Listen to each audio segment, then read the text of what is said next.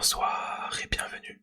Je me présente, Tonton Noisette, et je t'accueille ce soir sur cette nouvelle vidéo. Installe-toi confortablement, prends quelques instants, rien que pour toi. Ce soir, je t'invite à laisser derrière toi le bruit de la journée, les pensées qui tournent dans ta tête et tout ce qui peut attendre jusqu'à demain. Ferme doucement les yeux si tu en as envie. Inspire lentement, puis expire tout aussi doucement. Laisse ma voix t'accompagner pendant quelques minutes dans une histoire calme, apaisante et pleine de sérénité. Ce soir, je vais te raconter l'homme qui cherchait à se détendre. Alors détends-toi, respire et laisse l'histoire commencer. L'homme qui cherchait à se détendre. Il existe des personnes qui passent leur vie à courir. Courir après le temps, après les responsabilités, après les rendez-vous, après des objectifs. Et puis un jour, sans vraiment savoir pourquoi, elle s'arrête. Cette histoire est celle d'un homme qui avait oublié ce que voulait dire se détendre. Il s'appelait Elias. Elias vivait dans une grande ville où les journées semblaient toujours commencer trop vite et finir trop tard. Chaque matin, son réveil sonnait avant le lever du soleil. Le café était bu debout, les chaussures enfilées à toute vitesse. Les notifications arrivaient avant même qu'il ouvre les volets. Son téléphone vibrait sans cesse.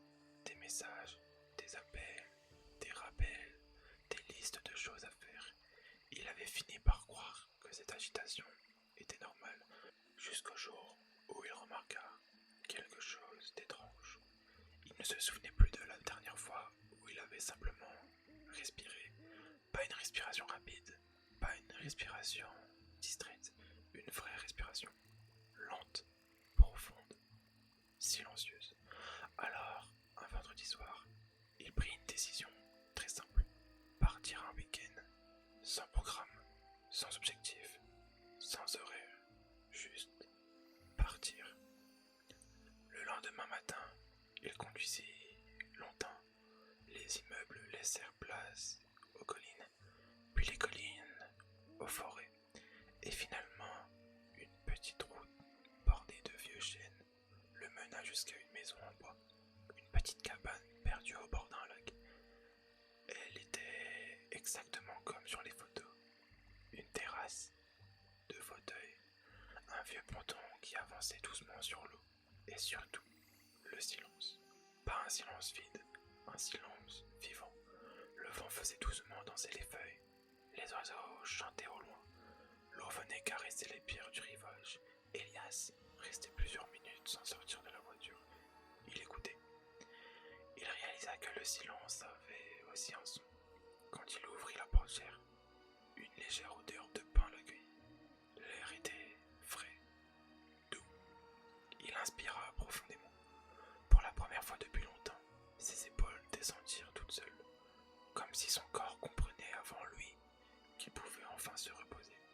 La propriétaire de la cabane lui avait laissé une clé sous un petit pot de fleurs, avec un mot.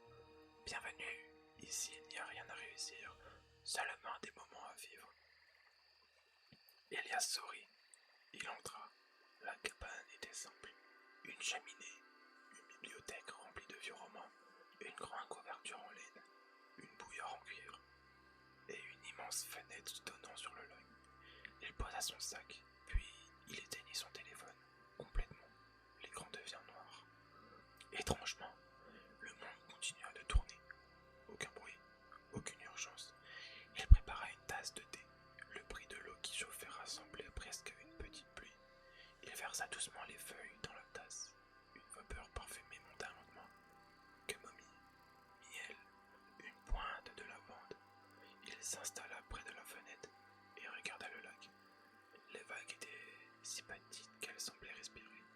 Pendant presque une heure, il ne fit rien, absolument rien. Et cela lui semblait incroyablement difficile. Son esprit cherchait constamment quelque chose à faire. Penser au travail, préparer lundi, vérifier un message. Puis peu à peu, les pensées ralentirent, comme des nuages qui s'éloignent.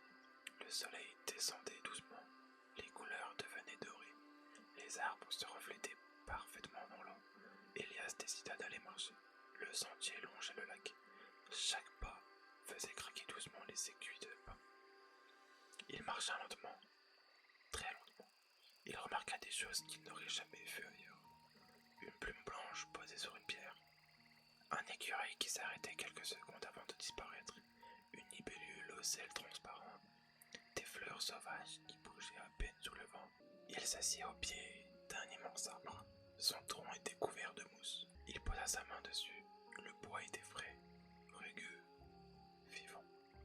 Il ferma les yeux et écouta le vent, les feuilles, l'eau, son souffle. C'était comme si toute la forêt respirait avec lui. Le temps n'existait plus vraiment. Quand il revint à la cabane, le ciel était rempli d'étoiles. Aucune lumière de ville, seulement la nuit. Il alluma quelques bougies. La cheminée crépitait doucement. Chaque petit bruit semblait raconter une histoire. Le bois qui se fendait, les flammes qui dansaient, le vent contre les vitres. Elias s'enveloppa dans la couverture et ouvrit un vieux livre trouvé sur une étagère. Les pages sentaient le papier ancien. Il lut quelques lignes, puis referma le livre. Finalement, il préférait écouter le silence. Avant de dormir, il sortit sur la terrasse. Le lac était devenu un miroir. La lune dessinait un chemin argenté sur l'eau. Il inspira profondément, puis souffla lentement, encore une fois, et encore. Sans s'en rendre compte, il méditait. Il dormit d'un sommeil profond. Sans rêve, sans réveil, pendant la nuit. Au matin, ce ne fut pas une alarme qui le réveilla, mais le chant des oiseaux. Une lumière douce remplissait la pièce. Le soleil traversait les rideaux. Il resta quelques minutes allongé, sans bouger, simplement à sentir la chaleur de la couverture. Puis, il prépara un petit déjeuner. Du pain frais, du miel, des fruits. Le café avait un goût différent. Peut-être parce qu'il avait le temps de le boire. Après le repas, il s'installa sur le ponton. Ses pieds frôlaient l'eau. C'était fraîche. Il observa les cercles que faisaient les poissons. Chaque vague en créant une autre, puis une autre. Comme si le calme pouvait lui aussi se propager. Il passa des heures ainsi, à écouter l'eau, à regarder les nuages changer de forme, à respirer. Dans l'après-midi, il découvrit un petit carnet posé dans un tiroir. Les visiteurs y laissaient quelques mots. Il lut plusieurs pages. Merci pour ce silence. J'ai retrouvé le sommeil ici. Je suis reparti plus légère. Puis, il trouva une phrase écrite d'une très belle écriture. Le repos, ce n'est pas un endroit. C'est une manière de regarder le moment présent. Elias resta longtemps devant cette phrase. Elle semblait écrite pour lui. Le soir venu, il décida de ne rien faire. Une dernière fois. Pas de musique, pas de téléphone, pas de livre. Seulement la pluie. Car une pluie très fine commença à tomber. Elle frappait doucement le toit de la cabane. Un rythme lent, régulier, apaisant. Elias s'installa dans un fauteuil, une tasse chaude entre les mains, et il écouta la pluie. Les minutes s'étirèrent, la pluie devint plus douce, puis presque silencieuse. Et dans ce silence, il entendit son cœur battre calmement. Il sourit, il comprit enfin ce qu'il était venu chercher. Ce n'était pas la forêt, ni le lac, ni la cabane.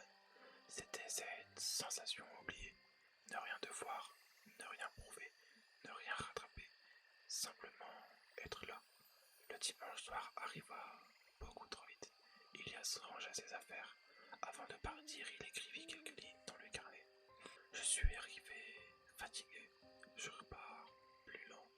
Et peut-être que c'est cela, être posé. Il referma doucement le carnet, ferma la porte de la cabane, puis reprit la route. Les immeubles réapparurent quelques heures plus tard. La circulation aussi. Les feux rouges, les voitures, les notifications. Mais quelque chose avait changé. Avant de rallumer son téléphone, il inspira profondément, puis souffla lentement, comme au bord du lac. Les messages pouvaient attendre quelques secondes, le monde aussi. Depuis ce week-end, Elias avait gardé une habitude. Chaque soir, avant de dormir, ouvrir sa fenêtre, même quelques minutes.